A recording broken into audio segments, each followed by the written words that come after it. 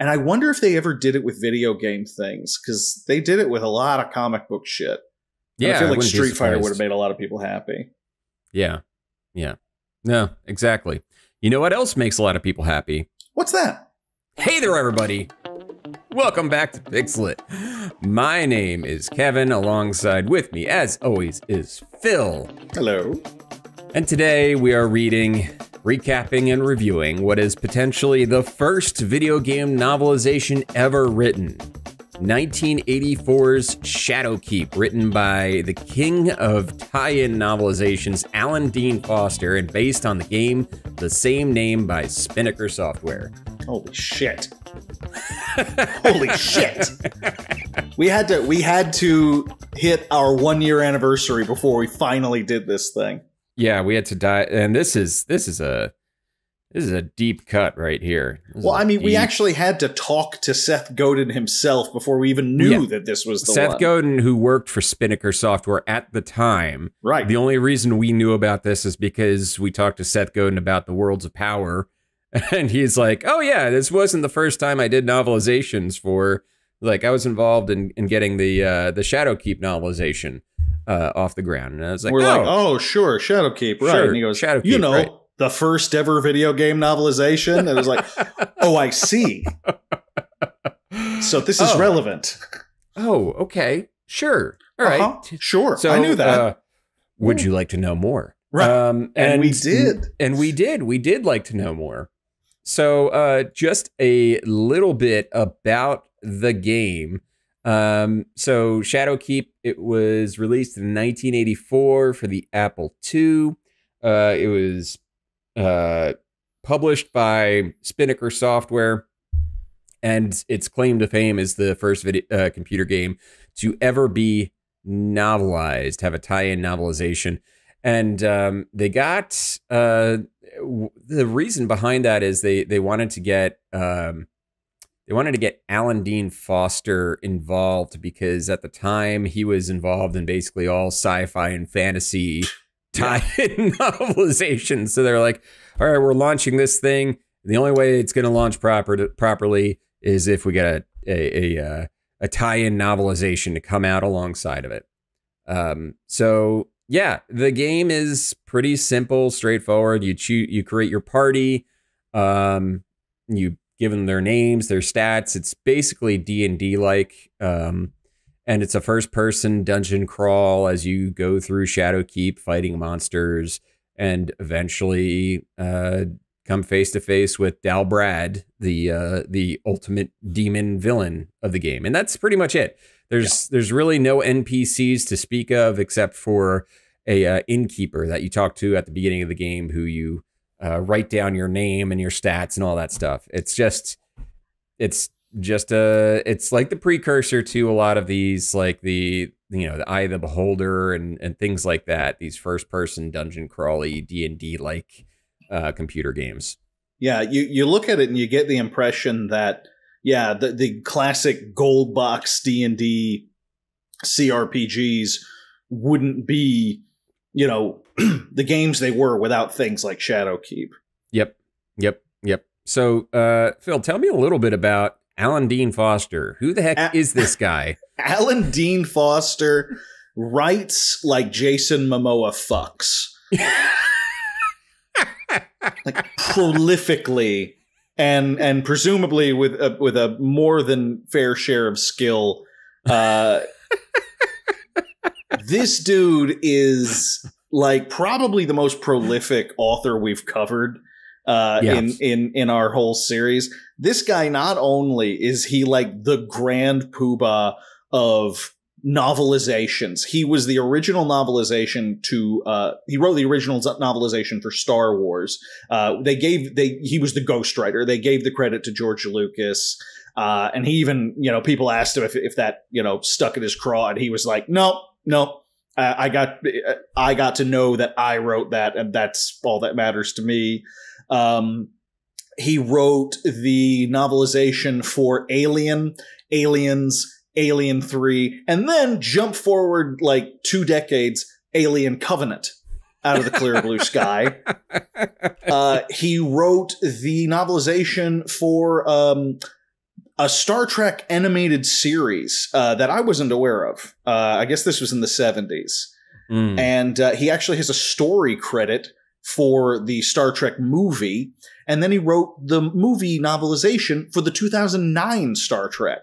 So not only does he, and and he wrote the novelization for Star Wars The Force Awakens, The Thing, Krull, which is going to come into play with the book we're reading now, Dark Star, The Last Starfighter, Starman, The Dig, Chronicles of Riddick. I think and all this, by the way, while he's writing a shit ton of genre classics now, like the Spellsinger series, Human X Commonwealth, Montezuma Strip, like all of these original series on top of everything else. The dude is a graphomaniac. It's insane. And on top of that, Terminator, Transformers, the goddamn Dinotopia universe. You remember that? Did you? They would have commercials on TV for this Dinotopia series. He wrote for that.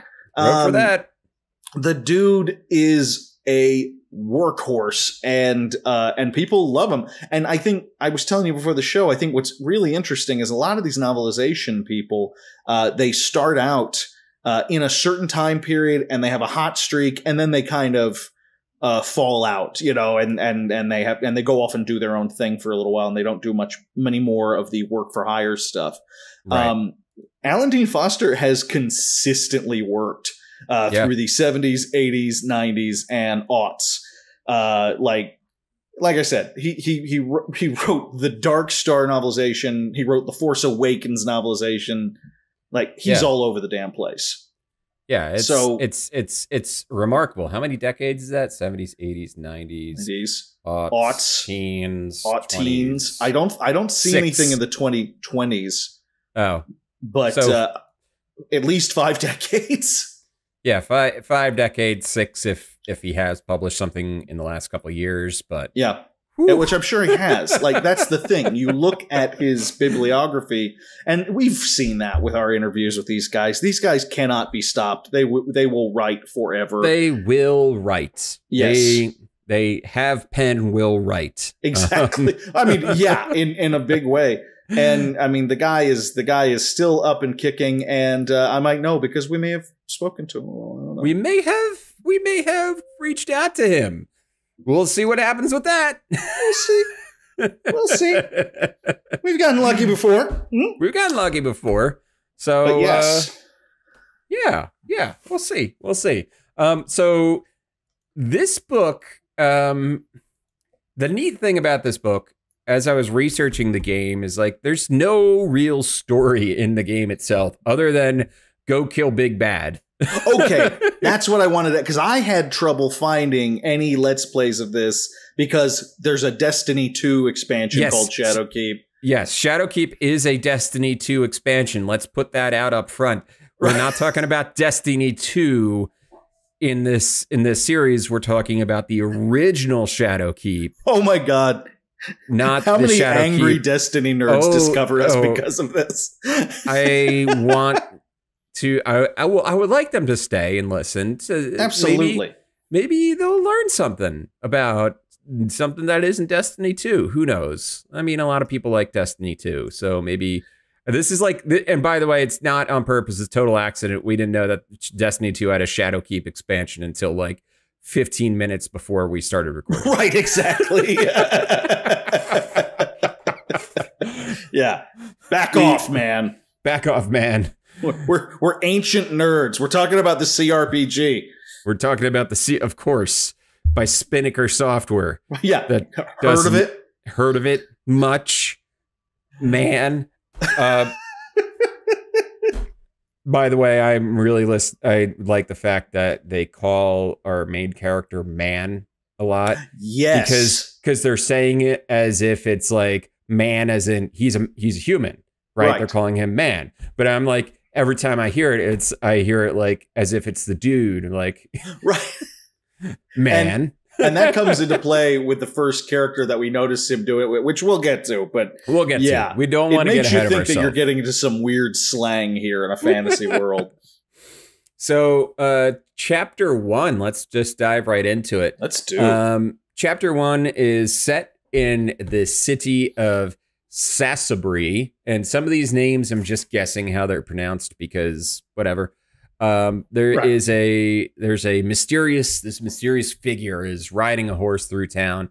It's actually a mule. Sorry, it's a mule. It's like part mule and part it's purple demon thing. They said a donkey mixed with an okapi, and an okapi is a striped, like it's like related to a giraffe, but it looks more like a horse. All right, this is embarrassing for me. Oh my God, that's adorable. I heard okapi and I was like, yeah, sure, fantasy demon crap, right? No, it's an actual animal. It's an actual animal. It looks like it's almost a zebra. It's like somebody started making a zebra and gave up. Oh, they sure did. They got really enthusiastic in the character creation for this animal for about 5 minutes. And then they went, fuck it, start the game. So if you don't want to look it up, the okapi is basically, it's like horse sized, except it is clearly in the giraffe family because it has a giraffe head. It's just like, imagine a giraffe, but with regular proportions. And its butt is that of a zebra. You got an okapi. I'm so glad that you actually knew this, because I now have a new favorite animal. This is adorable. You're just almost a zebra, but not quite. Right. What a cutie. Okay, so half donkey or half mule, whatever. It's a mule that is a cross between a donkey and an okapi, I believe. Okay, because mules typically are donkey and horse crossbreed. Yes, that's right. This is donkey and okapi. Does that pairing work? I don't know. Don't think about it. Don't worry. Don't worry about it. Who cares? So he's riding through town. People are kind of like, they're kind of weirded out by him. Just this person in a heavy gray cloak, can't even see their features or their hands or whatever. Very ethereal. And he is looking for a man named Shown Stealthed. What a name, by the way. What a name. That is a juicy name. Shown Stealthed is the town blacksmith, but at one time, he was the greatest hero anyone had ever known. It's true. So basically, the stranger is known as the Spinner. And there's really, like I said, there's no that has something to do with Spinnaker? Like that's a... Yeah, sure. I think it was like a... Yeah, fuck it. Why not? Fuck it. Why not? Let's say that the Spinner is based on Spinnaker, which was the producer of the game, because the Spinner is the one who is the producer of this story for the most part. Right. Precisely. The Spinner is like some weird interdimensional being, and he needs a hero. I need a hero. Spinner's holding out for a hero till the end of the night. Yes, literally. Basically, he needs someone to go into Shadowkeep and stop the demon Dal'brad, because wouldn't you know it, Shadowkeep, the dark fortress that everyone knows. Everyone knows Shadowkeep. Everyone knows Shadowkeep, and they know not to go there. And it was a fortress built by a wizard with a really mouthful of a name, Gorwither. Gorwither, yeah. That's one you say out loud and you're like, ooh, I don't care for that one. Gorwither built the fortress of Shadowkeep so that nobody would bother him while he was studying time and space. Which I think we've all been there. And interdimensional portals. And so Gorwither is like fucking about. He's basically Rick. He's Rick from Rick and Morty. He's totally Rick. And he's just in his little castle he built that's filled with traps, and he's studying his portals, his interdimensional portals. And whoops, he accidentally opened one, and Demon King Dal'brad came through. And Dal'brad has captured Gorewither and is using Shadowkeep as his base of operations to summon a demon army to take over the world.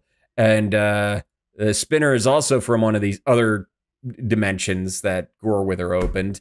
And the Spinner's like, yeah, I don't have my power here in this dimension, so I need to hold out for a hero till the end of the night. Sure. And that hero is shown stealthed, because that's who everybody has been pointing to. And it's literally it. He's like been talking to people all over the place, like, you want shown stealth, you want Storn Schnarf, you want Shane Schnarf. You want That's Schnarf. The guy. That's the dude. Schnarf. The Spinner, travels all the way there, and shown stealthed is like, yeah, not gonna do that. Right. Which is what you get when I just love that it's kind of like, it starts out as this very no frills sword and sorcery quest where it's like, I need a hero to go to this tower, defeat the demon.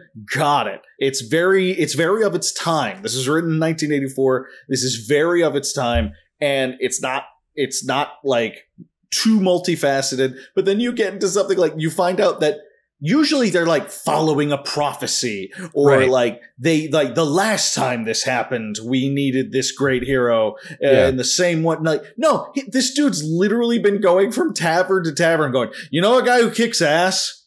Does anybody know a guy who kicks ass? He's like, I am an interdimensional being right. from another world. I can't do anything here. Can somebody point me in the direction of an ass kicker? Right. That's exactly it. And for all he knows, everyone's just pulling a giant prank and sending him to like the local Dwight Schrute for all they know. So he gets there, and the Spinner's really disappointed. And this is where very disappointed. This is where the book kind of, I like the turn it takes, because it's like, shown stealthed, if you're talking hero's journey, shown stealthed refuses the call. Totally. And refuses the call. He's not gonna do it. No. And admittedly, he has good reason. Like, he's like, I used to be an ass kicker for hire. Absolutely. I have a wife and a kid now, and like, I'm just not gonna go. Anyone who goes to this place never comes back. I have to take care of these. I gotta take care of these kids, man. No one's gonna do it for me. Right.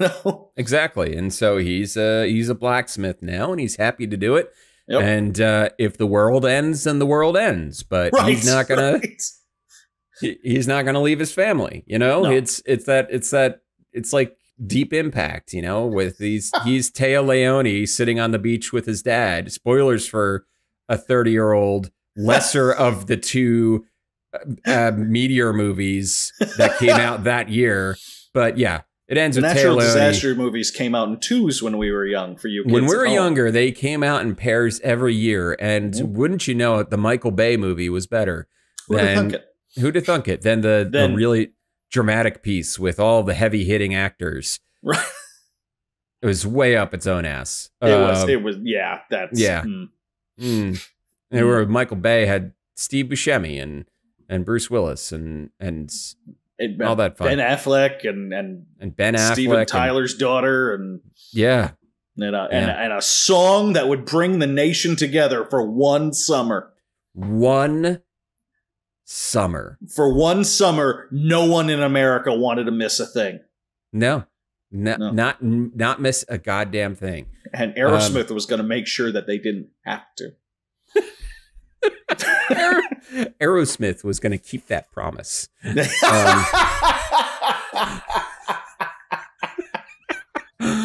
Oh god, that was like the last big year for Aerosmith. So yeah, pretty much, that was pretty much it. Then they came up with this fucking Pink song, and it was all over. It was done. That was pretty much a picture wrap on Aerosmith's like on Aerosmith. And their relevance. They've been around since then, but nobody cares. Like, no one, and nor should they. Nor should they, except on the Rock and Roller Coaster at Disney World. I mean, well, that's different. That's entirely different. That's entirely different. If you guys could just sit through us doing like 5 or 6 more minutes about the Rock and Roller Coaster, they're paying us about $5,000 each for this promo. That roller coaster is not designed for anyone over 6 feet tall. I will say. Really? It's rocked too hard. It rocked and rolled a little too hard for this guy's knees, you know? Oh. My knees were jammed up all into the back of the seat in front of me. It was like... Anyway. The spinner is very sad. He is. It's kind of a weird, like, prophet kind of character, isn't it? Like he's like, I came all this way. That's literally it. He's like, but dude, like it's funny because they describe, like, they set him up in these very mysterious, ethereal terms. The kids run away from him because one of them sees under his cloak and there's just a void where his face should be. And then 5 minutes later, he's like, come on, I need you to save the world. It's a very weird kind of a catalyst to our adventure here. Yeah. So the spinner is like, all right, fine. And he starts leaving. And then he gets tapped on the shoulder by somebody else. And earlier in the scene, Sean Stelft had been talking shit to his apprentice, like, hey, give me a flagon of ale and all that stuff. His apprentice, a lucky go-getter, up-and-comer, Practor Fime.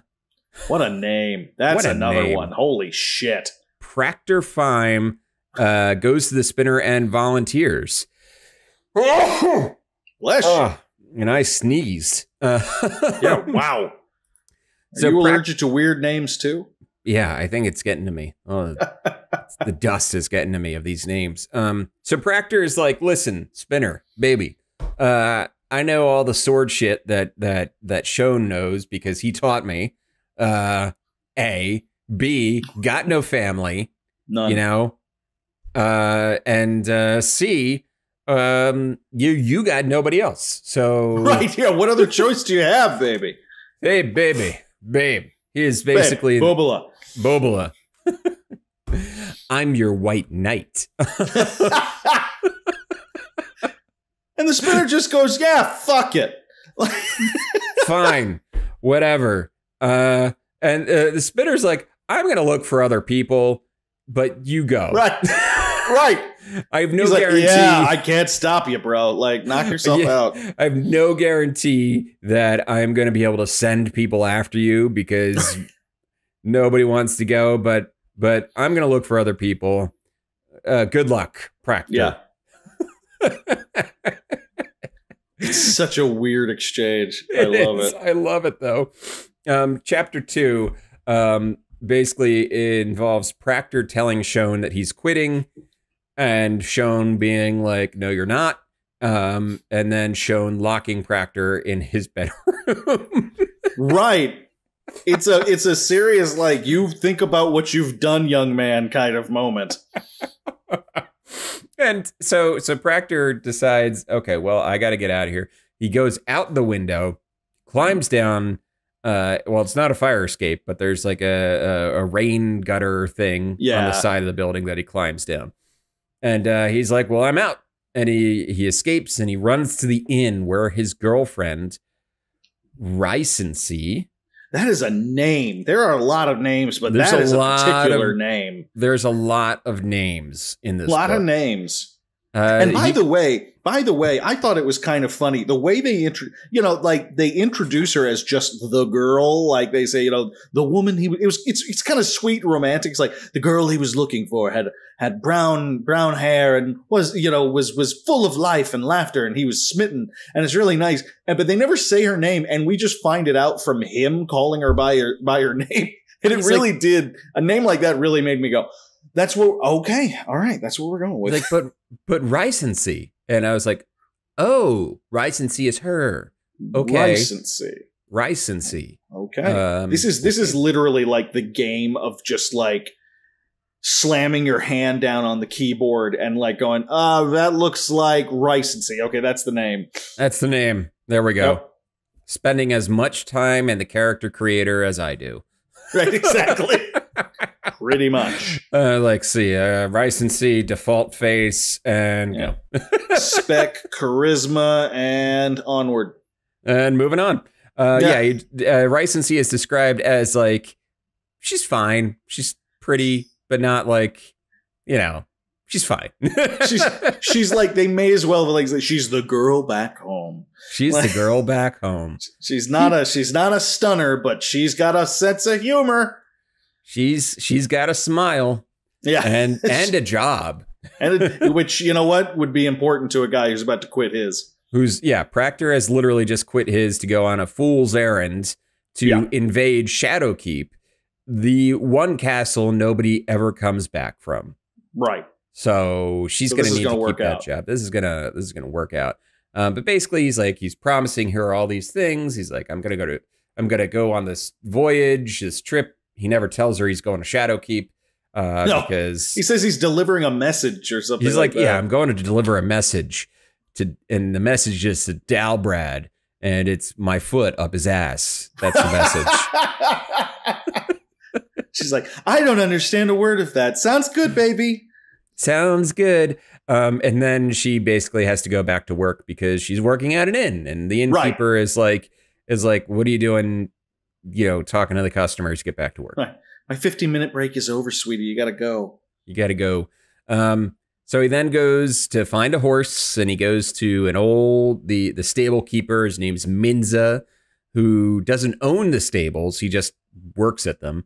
And Minza he basically lays out his whole thing to Minza. He's like, I'm going to Shadowkeep, yada, yada, yada, need a horse. These are my life savings. And Minza's like, this will get you a mare. Right. The mare over there.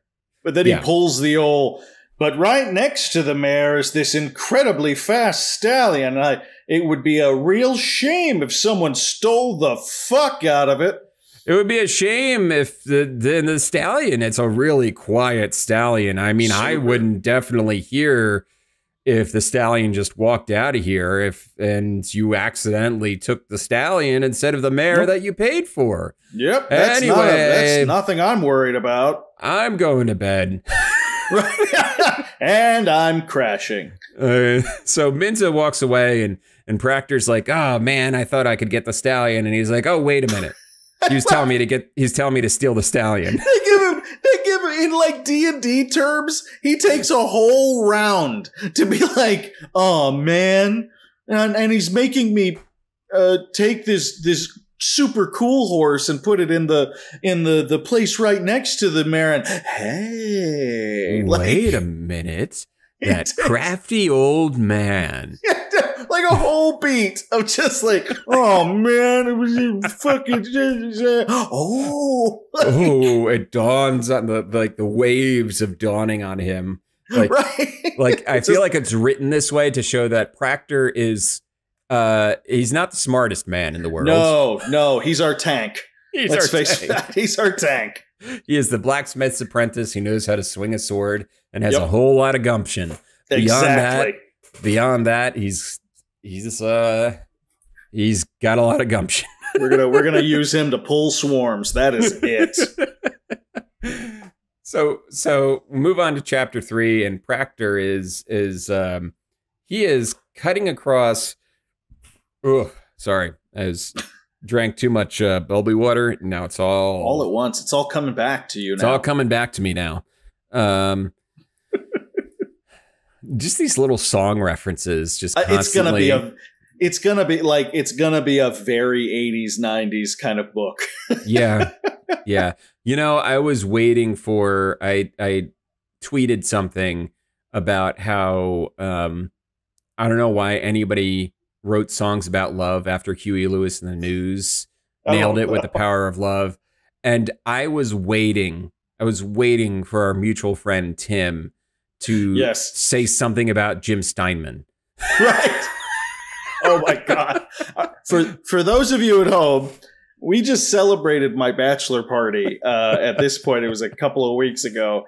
And it was me and Kevin and some of my other dear friends, and our buddy Tim went off on a long rant about the wonders of Jim Steinman, the prolific songwriter who wrote all of Meatloaf's best songs, but probably he's more well known for writing a lot of Celine Dion's greatest hits as well. Yeah.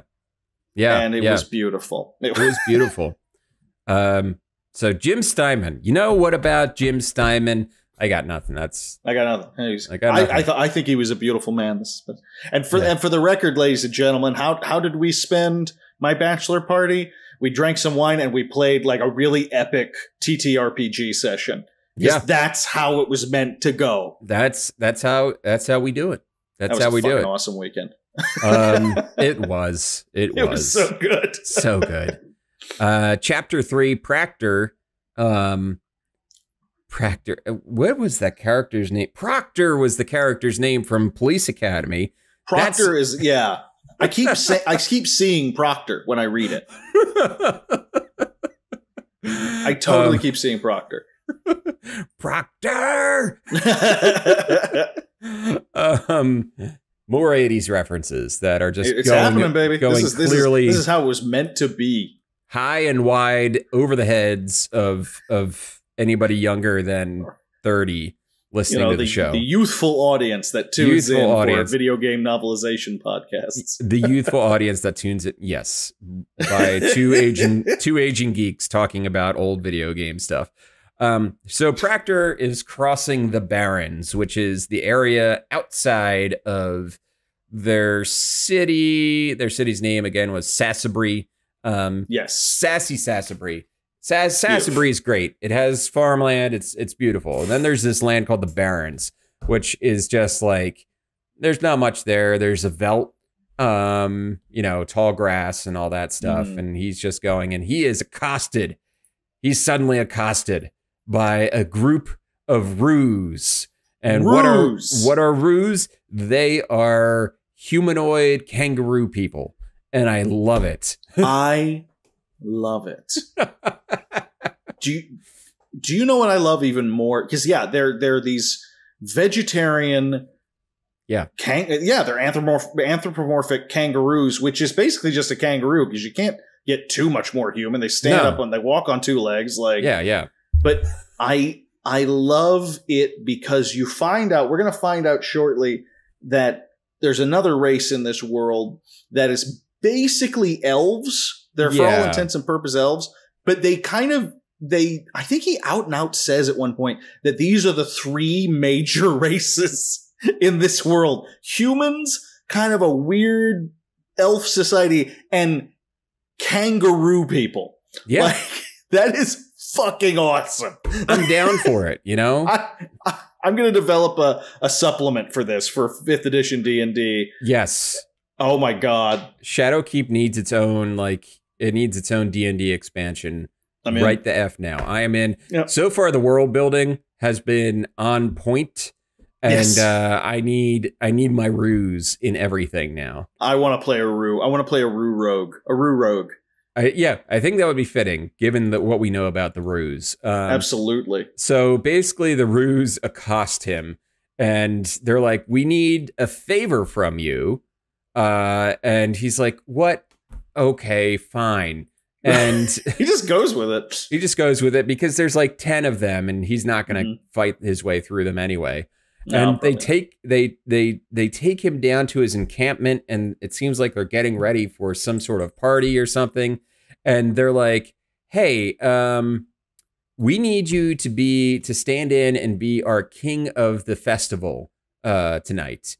And he's like, "Excuse me, what? What does that entail?" And our main brew character, whose name is what is his name? I have it's a weird one. Sranel.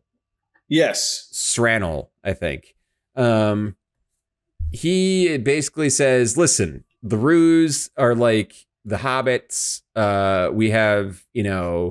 We basically find any excuse to have a party." And I was like, that is awesome. Yeah. And one of our favorite things to do is to go out and kidnap someone who because they're like a nomadic Romani style society. Right. And one of our favorite things to do is go out and kidnap somebody who isn't from the society and make them the king of the celebration Yep. and you've got to like, and you're hosting us and we're hosting you.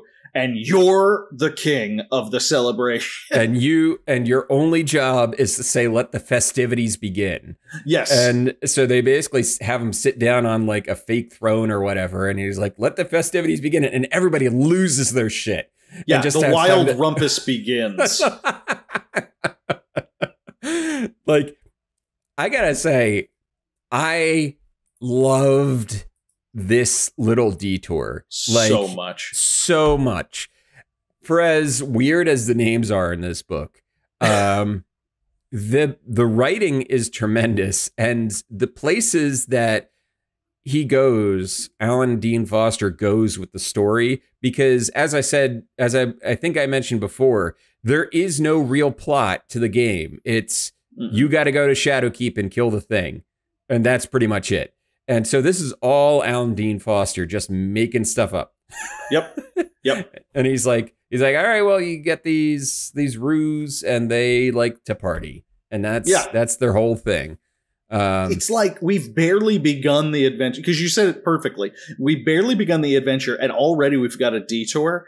Yeah. And I'm thrilled about it. Like he has barely started, and instead of continuing on the main path, he is side questing already. Pretty much. Which I think you and I can both relate with. Yeah. Because you and I are side quester extraordinaires. Exactly. I side quest so much that when I finally come back to the main quest line, I'm like 50 levels above it. Yeah, just roll right through it. Just burn through the main quest line and get back to more side quests. That's exactly what we start out with here. So he's the king of the festivities, and they just feed him. They are just feeding him piles and piles and piles of food, and he is unable to keep eating, and he's trying to sneak out, and Sranar is like, hey buddy, you're not supposed to leave. We're still partying. We'll finish partying at like midnight. Like just chill. Yeah. At midnight you're good and you can leave if you have to. We literally get a scene of him like hiding from someone because her food is too good. It's too good and he can't eat any more of it. He just can't do it. It's amazing. It's so much. This is pure legend Willow, that. Yeah, that era of fantasy where it's just like, where they weren't afraid to go with some really goofy kind of races and species. Yeah. You know, like nowadays, everything's a variation on a dwarf and an elf, and there's nothing wrong with that. There's room for that. But this was the time when they were like, yeah, kangaroo people, we're doing it. I am surprised that he did not write the novelization for Willow, speaking of. I am also, I mean, he'd already worked with George Lucas. So yeah. You'd think that would be a shoo-in. Yeah, Wayland Drew is the... I read that one. I remember reading that one when I was a kid. Yeah. And hey, Willow is getting more. Willow's being turned into a series. Coming up.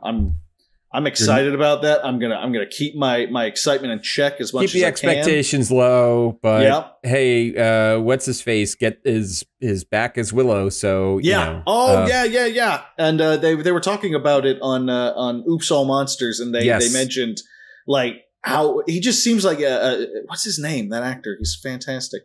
He just seems like a really nice guy who's like super grateful for the roles he's had. Warwick Davis. Apparently he met his wife on the set of Willow. Huh. Okay. But it was weird. Like they met and they were friends for a while, and then they got married later down the line. It's just fucking cool, man. That's cute. I love Willow. I'm gonna have to watch Willow soon. So more Warwick Davis coming along, but hell yes, Warwick Davis is not in this. No. So basically, Sranar is like, listen, you know what? I think also I want to come with you. And Practor is like, sure. Yeah. It's like, I literally cannot stop you. But he does say, it's kind of sweet. He's like, it is kind of nice for you to come with me because I didn't realize how lonely this was going to be. Yeah, this is probably going to be very lonely and I'm going to need some people with me. And right. So Sranar is like, and traveling companions should be complimentary anyway, because Sranar can move really fast and jump really high, but because of the shape of his body, he can't like crawl on his belly like a human can. Like to get basically describes, you know, the key to good party balance in D&D. Yeah, he's like if you're wondering how to balance your party, here's a tutorial. Right. This is a rogue. He can't take a lot of hits, but he can get in some wonderful critical damage. Meanwhile, this tank over here will take the damage for him. Yep, like just exactly. So the next morning they get up. They eat a tremendous breakfast, absolutely, almost to the point of throwing up again. And of course, they set off on their way. And Sranar is like, "Listen, we got. I'm thinking more about Shadowkeep, and you know, we're gonna need a little extra help. We're gonna need somebody who can." The way he said it made me think it was like see into the future, but it's not seeing into the future. It's basically just. They need somebody who's really, really smart and can intuit like what's going to happen next. And it's not like a mystic who is seeing into the future. And that's where he comes up with the idea. And this is we're still in chapter 3. That's when they come up the idea to travel to the city of Socalia, which is the home of the Thaladar people. And they talk, there's a little aside, Practor is thinking about how the Thaladars are the descendants of elves. Like, a long time ago, there were elves. And eventually, through generations, there's the Thaladars who are related to elves, but they aren't literally the elves. Right. They have the pointy ears and all that, and they live fucking forever. Yeah. I mean, that's what's funny is they are effectively elves. They're effectively elves, but they're not the elves of this world. They live forever. They're kind of wispy. Yeah. The big thing that they push, and I love, this is another detail. This is another bit of world building that I loved. Like they are polite to a fault. Yeah. Like etiquette is, you know, like. At one point, one of them says, "You are being very like not rude, disagreeable." Disagreeable, yeah. And everyone's like, you know, just it's like you called him the C word or something. Like just fainting couches are brought out. It's right. You know, it's wonderful. It's an amazing moment. So basically, Practor and Sranul is as Aru is very like. He is an extrovert's extrovert. He is like, let's fucking go, man. And that's another thing is Sranul keeps referring to Practor. He has like he ends his sentences with man when he calls Practor, which is I feel like he's saying that as like he's just saying that to kind of say Practor is a human, like man, like you are a man. But in my head, the way Sranul is also written. He really gives me dude vibes. Absolutely. Absolutely. Like, well, that's just your opinion, man. Yeah, that's totally Sranul's vibe. And so him calling him man all the time. And I didn't even think, I just honestly thought it was part of the slang until I noticed that that the Thanador people started calling him man as well. I was like, oh, they mean like human, mortal, whatever. Oh. I loved it. I was getting like some Frank Miller vibes, like the way he would write in The Dark Knight Rises, like he wrote the street punks and their weird slang and everything. It was that kind of thing. It was oh yeah, I love it. Yeah. So they get to Socalia, and because Sranul is like that, Sranul's the one who convinced Practor to go there, but then they get there and everybody is just ignoring them. Like, not even talking to them, just caring about with their business. And Sranul's like, okay, here's what I'm going to do. I'm going to pick a fucking fight with one of them. That's exactly it. He's so sick of it. He's so sick of it. It was his idea, and he's immediately annoyed. It takes like I'm going to fight one of these fucking elves. I'm going to punch one of these elves in the face. Yeah. And then they get interrupted by a female Thaladar who is stunningly beautiful. Beautiful. Just basically stops them in their tracks with her beauty. And we meet her officially in chapter 4. Her name is Merrild. And she's basically like, you guys are causing a scene and need to follow me. Yeah. She's like, you guys are going to get shot. There's like, they're just ignoring us. And we're like, they're not ignoring you. They're just not engaging with you. There's a difference. Yeah. She's like the one cool-headed person on Twitter. Yes. And I was like, I'm not engaging with trolls. I'm sorry. That's just not what they do. So I'm going to slip into your DMs and tell you to get the fuck out. Yes. Merrild is like, all right, come on, guys, follow me. And she takes them to her, her crummy apartment. No, I'm sorry. I mean, her fucking mansion palace. Her goddamn palace. Yeah. and Practor and Rue are like, okay, who are you? Are you royalty? And she's like, nah. No, they're sages. She comes from a family of sages, which literally their job is advice. That is their whole job. It's just giving advice. Yeah, and they're paid very well for it. And people give them a lot of money for their advice because they're very good at giving advice. And basically, Merrild takes them in, and they meet Merrild's grandmother, and Merrild's grandmother basically gives us a real, outside of the spinner, gives us our first real exposition dump of the story, where she's like, oh yes, no, the Thaladar people are kind of aware of what's going down at Shadowkeep. Like, we know something's going down. And she has been trying to convince the Socalia City Council to like, hey, we need to send a party there to go investigate Shadowkeep. And the Thaladar are like, nah, if we stay in our city, we'll be fine. Like they think Socalia is basically impregnable. Like they're not gonna have any issues with Dal'brad or whatever if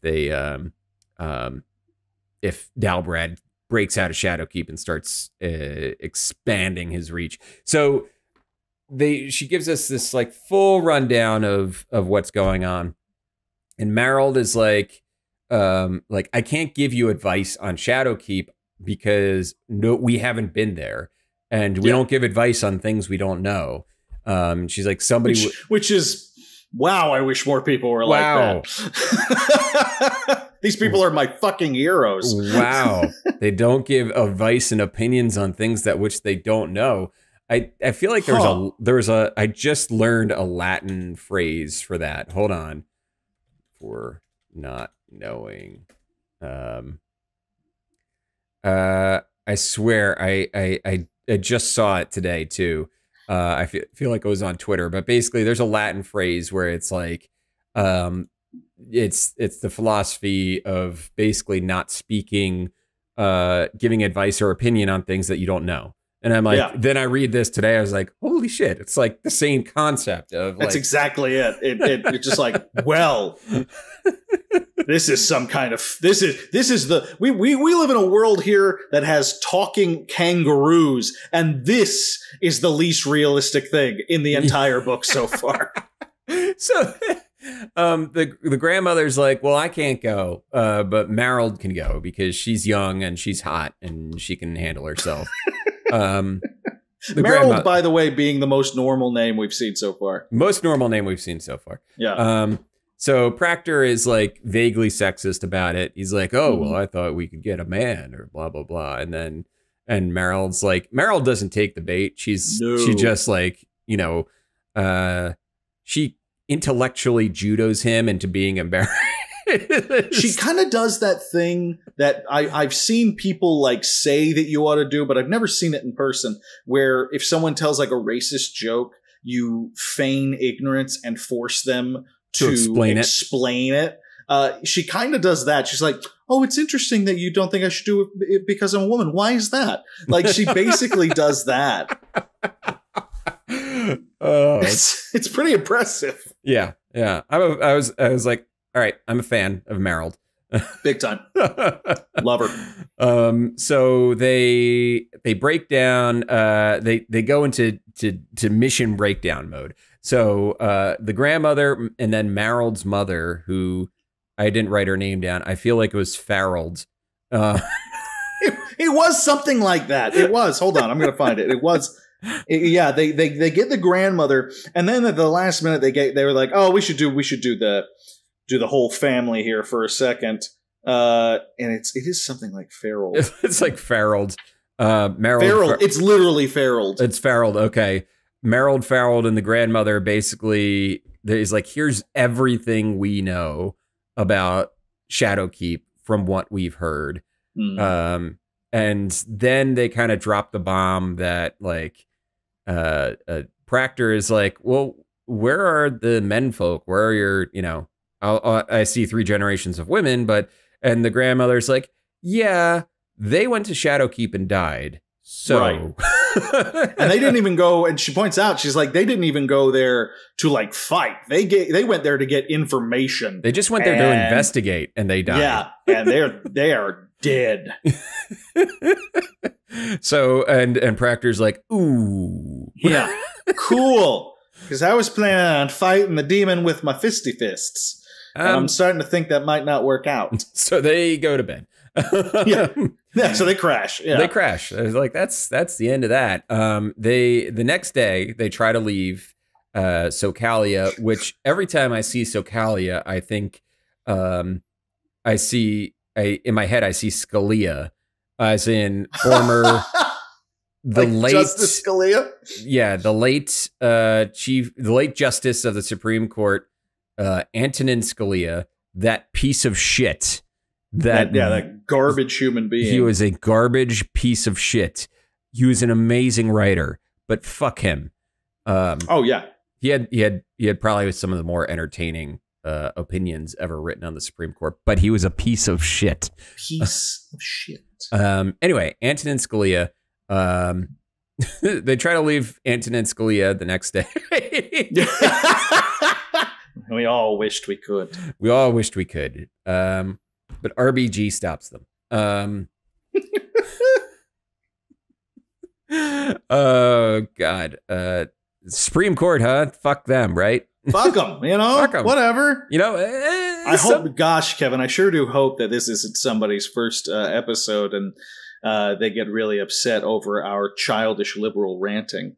Fuck. Hardy har har them. har. Somebody was saying that, like, we get a little too hung up on the institution at like that an institution continues to exist. Like nobody is happy with the Supreme Court. Nobody likes it.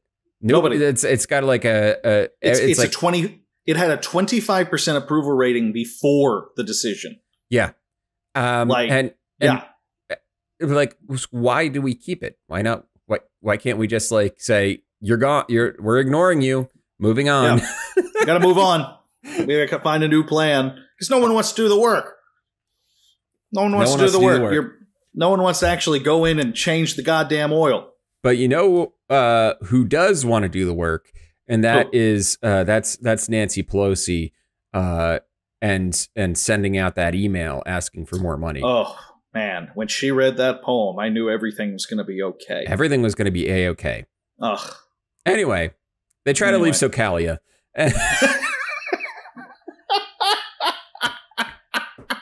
You thought you could escape? You thought you could get a single episode without a leftist rant? Fuck you.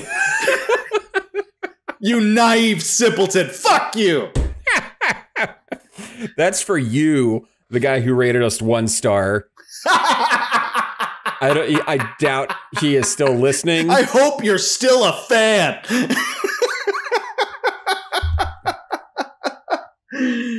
Oh, so they try to leave Socalia. And, they're going. They're on their way out. They're on their way out, and the Thaladar guards are like, "Whoa, whoa, whoa! No, she can't go with you. She's staying here." And this is where Meryl drops the what's it? Disagreeable, the D word. No. It's the D word, but it's discourteous. Discourteous. Yes. You are being so discourteous. And gasps. Everyone gasps at her calling the guard discourteous. I fucking love this book so much.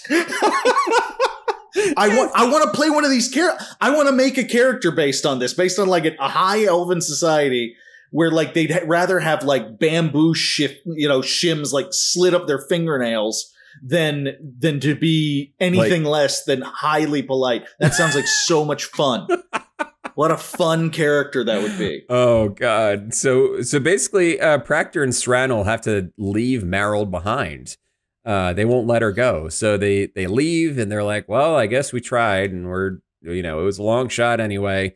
And but we gave it our best shot. And later that night, they make an encampment, and they're sitting there by the fire, and they're just sitting there talking shit about the Thaladar people, and Sran'el is like, yeah, she was pretty good for a Thaladarian person, and from out of nowhere, Meryl appears and says, "You're pretty good for a Rue too." And I was like, what? And Meryl is like, basically, he's like, yeah, we just, I snuck out at night after my mom and grandma gave the Council of Elders a what for about spying on us and all that stuff. And then I just vanished into the night. And they're like, oh. And meanwhile, Practor's having all these impure thoughts. Big time. He's like, how quickly has he forgotten about the plain girl with the great laugh back home? Egg. He is hot to trot for this girl. He has forgotten about Egg and Egg. Her? Really? Her? Ricency.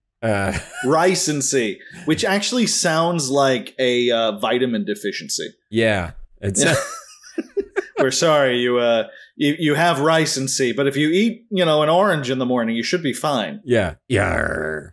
I need an orange for my ricency. For me ricency. Yeah. The girl back home, ricency, may cause liver damage. Yarr. But anyway, he's like, Practor is like, oh, God, she is hot, basically. God, it's over and over. Like, since he's met her, there's been like a page where he's like, I'm having impure thoughts again. It's just, and she knows it. She fucking knows it. Like, she's winking and flirting at him and all that. Oh, she's having so much, because she's probably like 80 years old, by the way. Oh yeah, she is so much older than him. She looks his age. She looks like, because Practor is like 20. And she looks the same age as him, but she's like 4 times his age. Right. Like when you're a grown ass adult and your buddy's like kid is like, you can tell he has like a crush on your wife or something like that. And you're like, oh, that's cute. Like that's clearly what she's like treating him as. And it's like, you better get your ass home to Janice, who will not rock your world the way my 80-year-old self will. Yeah. She's lithe. And the most gorgeous woman that Practor or Sran'el has ever seen, basically. But no, she's no scurvy. No. Scurvy is stability. Scurvy can cook. Yeah, scurvy can cook. She's stable. She's there. Yeah, she's steady. She will not wake you up at 3 a.m. with a gun to your head and your cell phone in your face going, who is this bitch who texted you? And it's your mom. Yeah. But 6 out of 10 in bed. So whatever. It was very specific, Phil. I'm really afraid right now.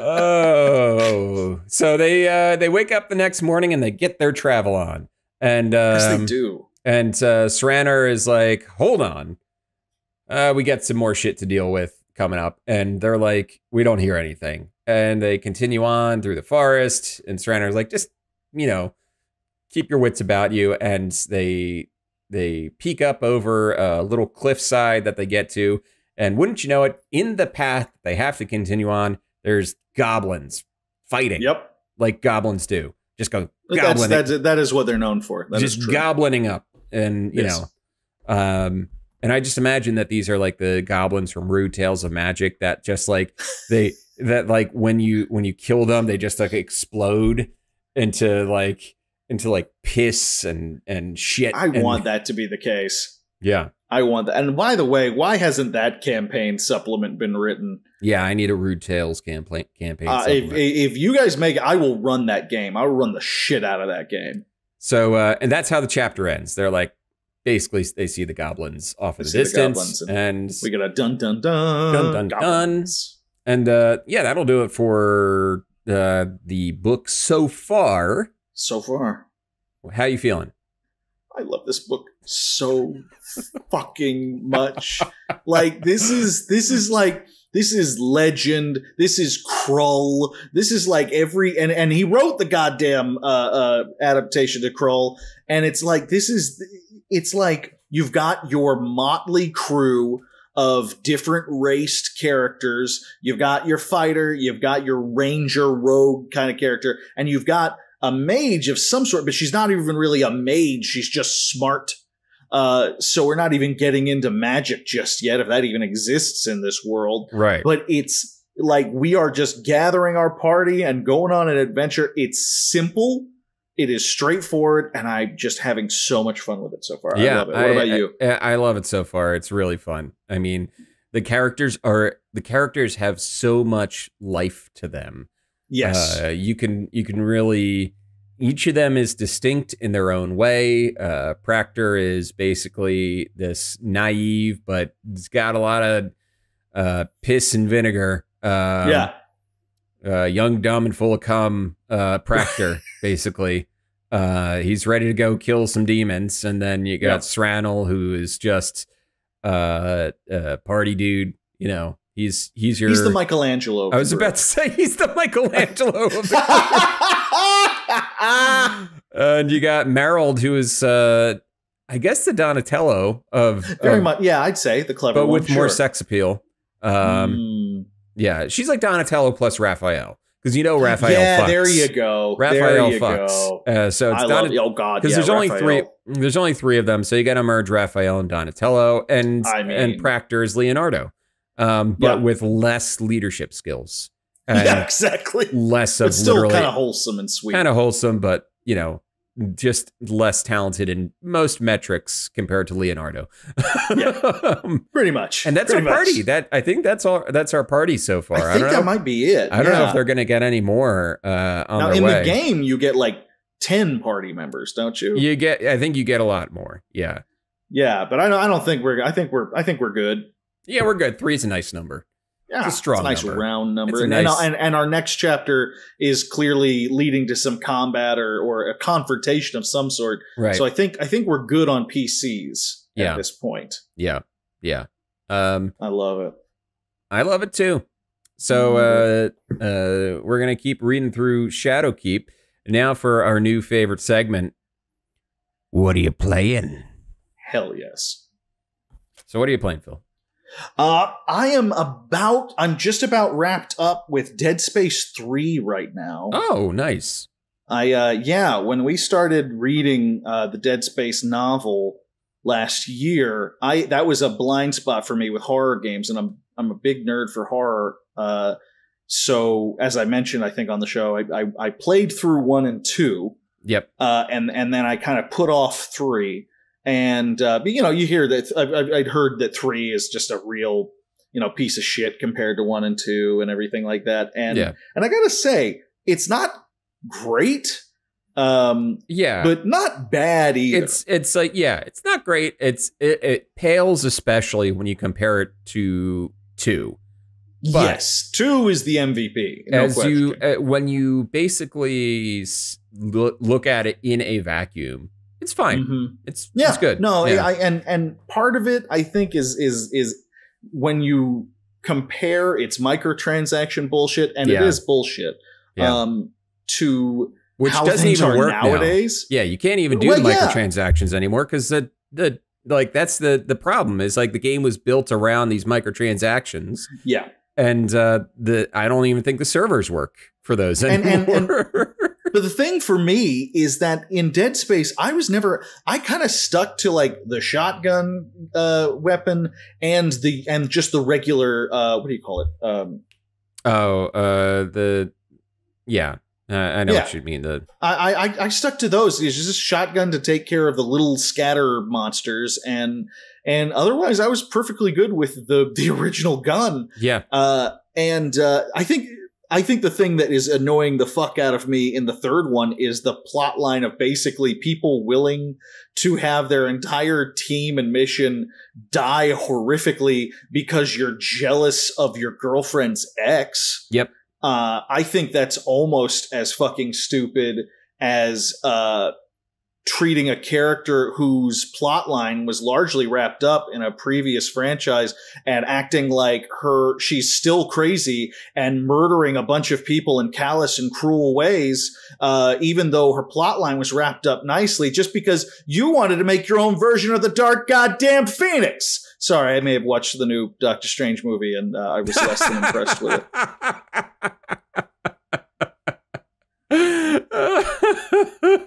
Yeah. I'm also playing the new Teenage Mutant Ninja Turtles game. Oh, great! That you purchased for me for my bachelor party weekend. Yeah, I'm glad. It's great. Yeah, good. It's so much fun. It's like this great kind of amalgamation of Turtles in Time and the Turtles the arcade game with a lot of its own stuff. Yeah, and it's really heavily based in the cartoon, and it's really goofy and funny, and it's a blast to play. And you can do it really simple button mashy style if you want. But they've also put in like dodges and not parries or anything like that. But it's more complex if you want it to be, but you absolutely don't need to if you want to just get in there and shove a quarter in your desktop and beat some foot soldiers' asses. It's a great option. So that's awesome. And I saw you can play as either Casey Jones or April O'Neil as well. Yes, you've got Splinter and April O'Neil, and eventually you can unlock Casey Jones. Oh, that's cool. It's fun. It's a terrific like spiritual successor. It feels good to play. It's not up its own ass. It's great. It's great. What about you? What are you playing? What's funny, by the way, is Casey Jones, I assume is I didn't put it together until recently that Casey Jones was a knockoff of the DC Comics villain Sportsmaster, I believe. Was he? I knew about the Ronin stuff and the Daredevil stuff. I didn't know about the Sportsmaster thing. Just Google Sportsmaster. Just take a moment. It's a DC villain? He's a DC villain, yeah. Villain Sportsmaster. Lawrence Crusher Croc. What a name. Jesus. Oh, yeah. Holy shit. That's totally got the hockey mask and everything. Yep. Wow.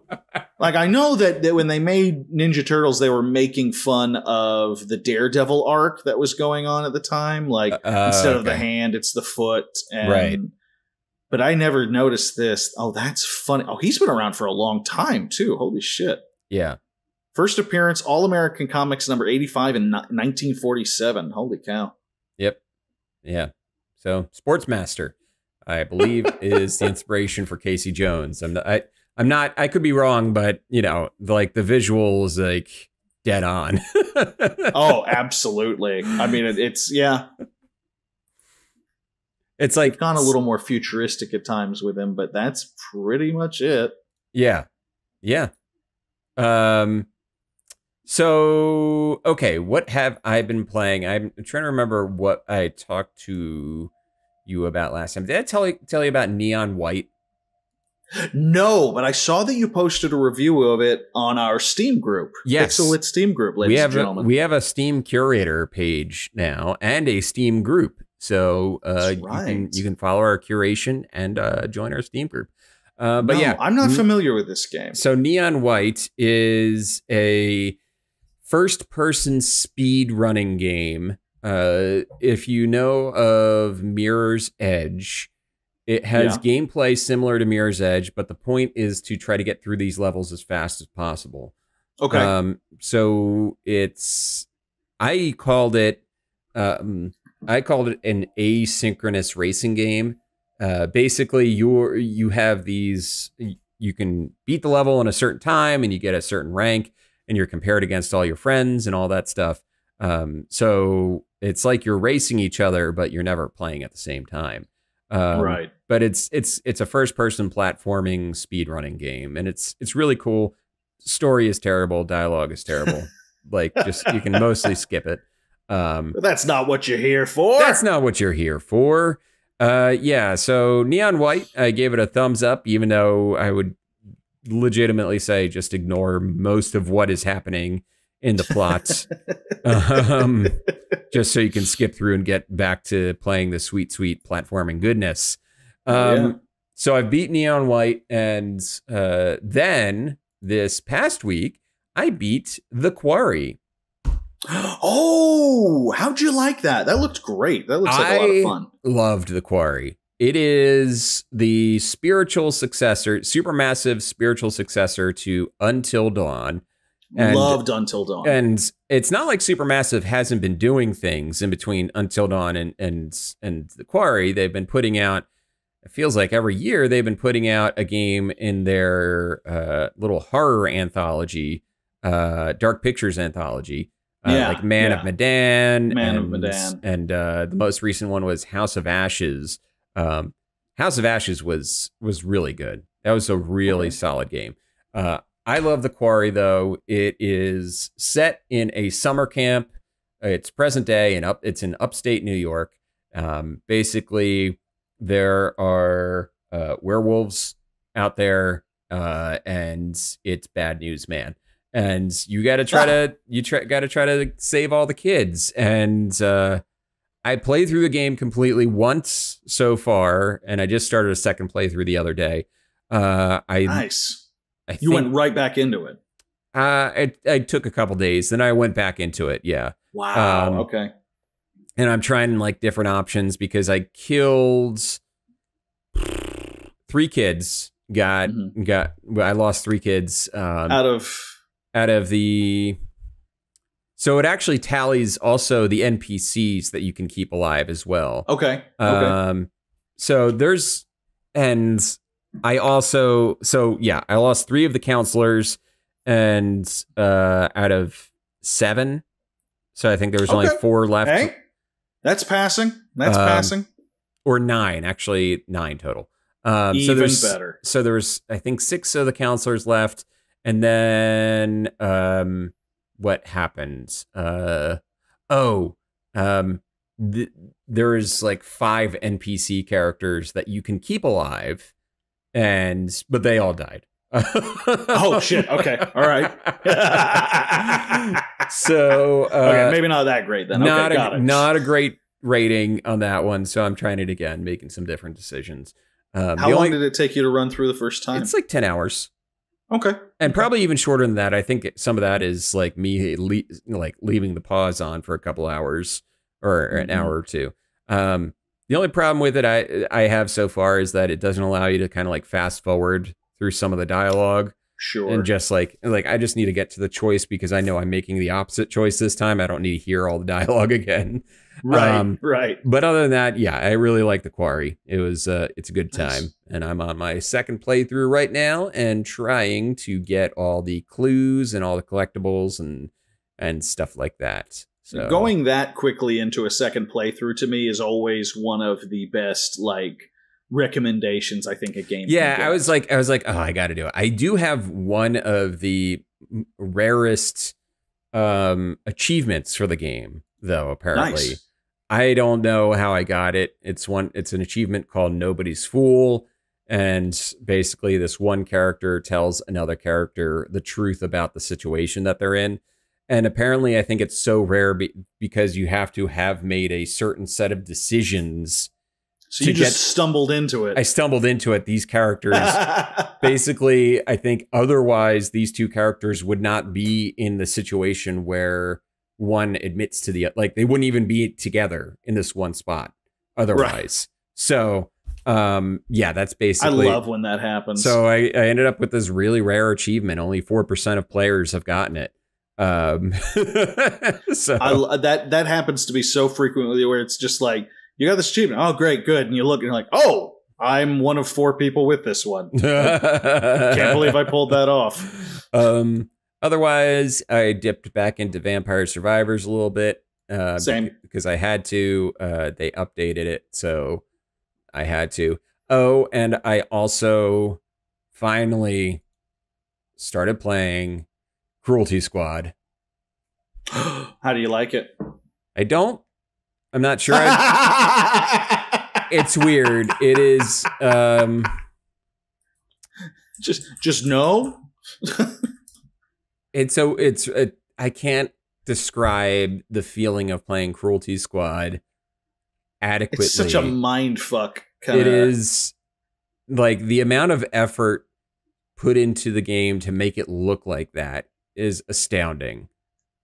And the gameplay has a lot of good elements to it.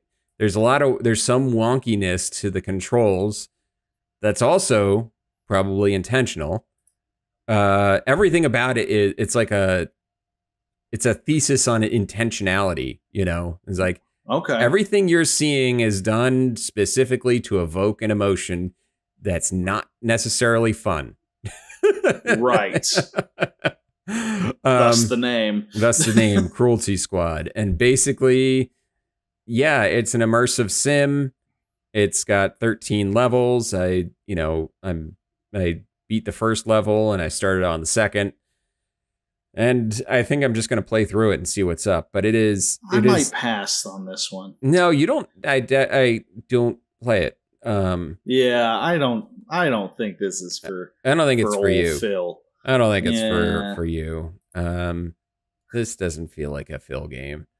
This doesn't feel like it does not. I think normally I think we're good. Normally I have a pretty good sense for Phil games, and Cruelty Squad.